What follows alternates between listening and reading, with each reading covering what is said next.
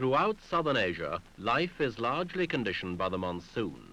After the heat of summer, clouds gather over the mountains of northern India, driven in across the Bay of Bengal. The wind rises sharply, sometimes to gale force.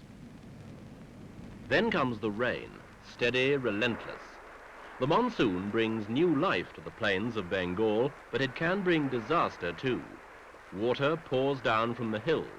Cyclonic storms rush in from the sea. These are the forces of nature that make East Pakistan. This week, Echo looks at that crowded, turbulent province and its relations with its big brother, West Pakistan.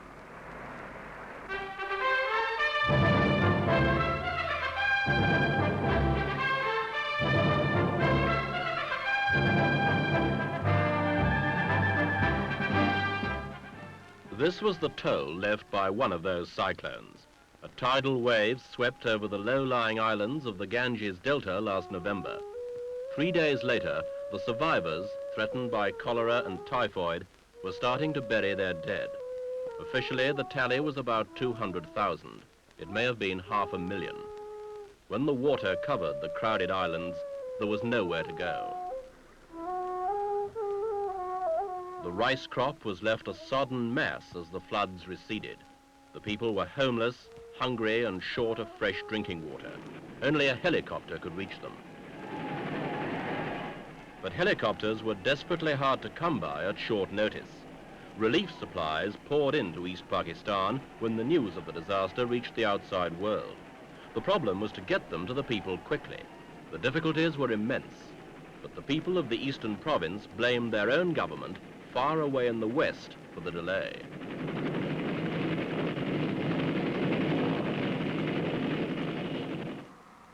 Feelings ran high in Dhaka, the capital of East Pakistan. It is a city of about 500,000 people, Bengalis, very different in language, outlook and culture from the West Pakistanis.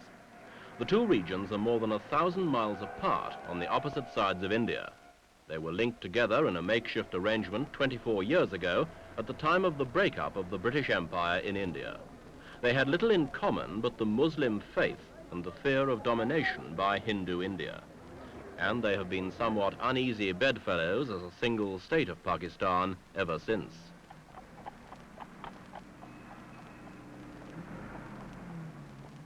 It took the general elections of last December to reveal the depth of this feeling.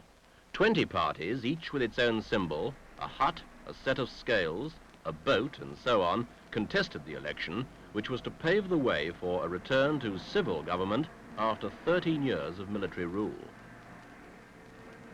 In East Pakistan, it was the boat which seemed to be making headway. And when the votes were counted, this proved to be the case. The result was an overwhelming victory for the Awami League and its leader, Sheikh Mujib. He had cashed in on the bitterness left by the floods only 3 weeks before and won all but 2 of the seats allocated to East Pakistan in the new assembly and an absolute majority over the parties of the West.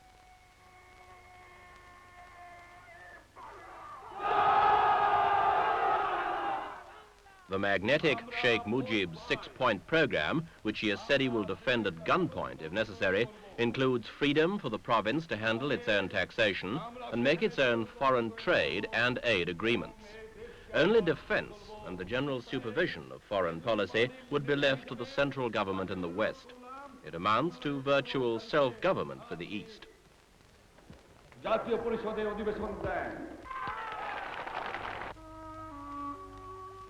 East Pakistan is a land of great rivers. It lies at the mouths of the Ganges and the Brahmaputra and lives by, on and in the water. Its crops, jute, tea, rice, wood pulp and teak, come down by river to the markets of Dhaka and the port of Chittagong. Fish is a large part of the people's staple diet. Jute is the country's principal export and a major source of complaint by the East against the West. For the people of the East say they are making a big contribution to Pakistan's foreign currency earnings and that the West is taking the profits. Many kinds of fruit grow well here. Bitter gourds, bananas, mangoes, pineapples and mandarins.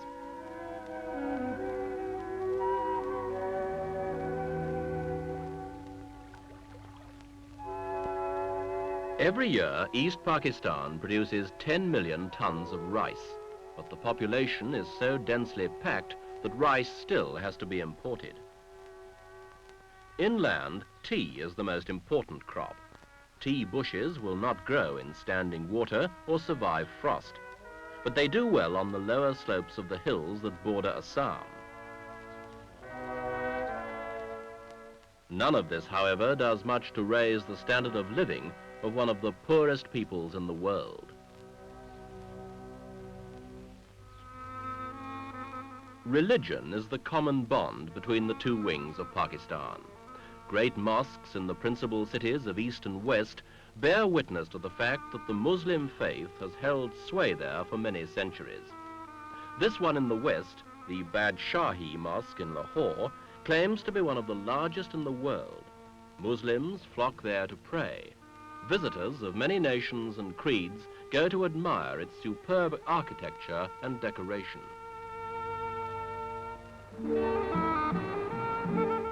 Also in Lahore, the world-famous Shalimar Gardens. Part of the inheritance of the great Mughal Empire, these gardens emphasize one of the differences between East and West Pakistan.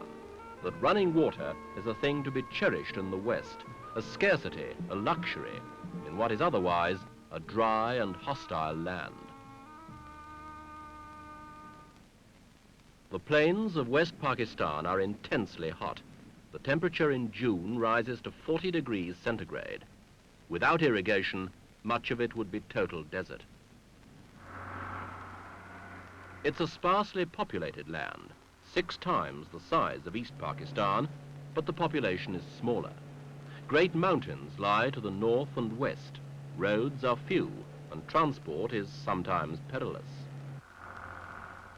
The way up to the Khyber Pass, the ancient trade route through the mountains to Afghanistan. Pakistan still looks westwards for her trade, searching for markets in Iran and the Arab world. The people of this tough frontier country have a long warlike tradition, and it is here, among the Pathans, that Pakistan finds many recruits for her army. East Pakistan resents this domination and resents paying for it. Pathans and Punjabis have formed the backbone of the army since the days of British rule, and they still do. Not long ago, another ancient trade route was reopened through the Himalayas to China. The Pakistan government, implacably hostile to India, has good relations with its other powerful neighbor, Communist China. Only the Chinese might stand to gain if East Pakistan broke away from the Western Wing or collapsed into anarchy.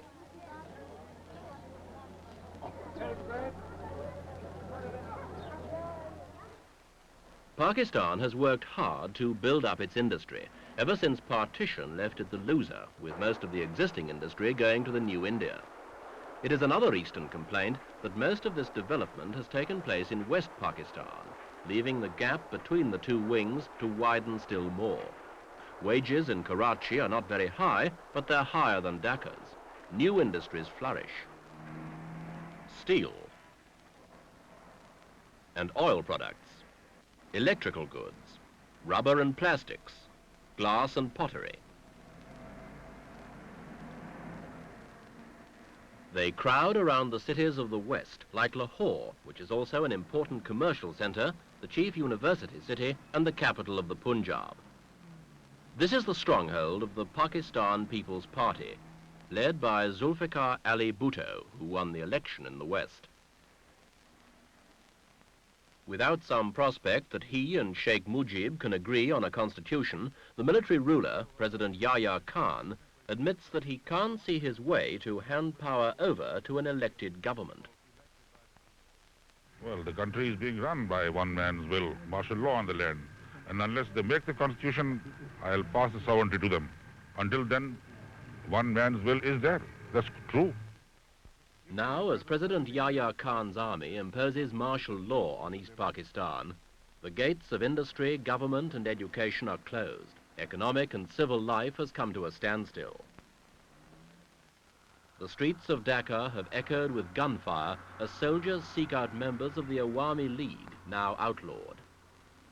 The university has been shelled and burned, but none of the root problems have been solved, and the people of East Pakistan are not likely to forget them.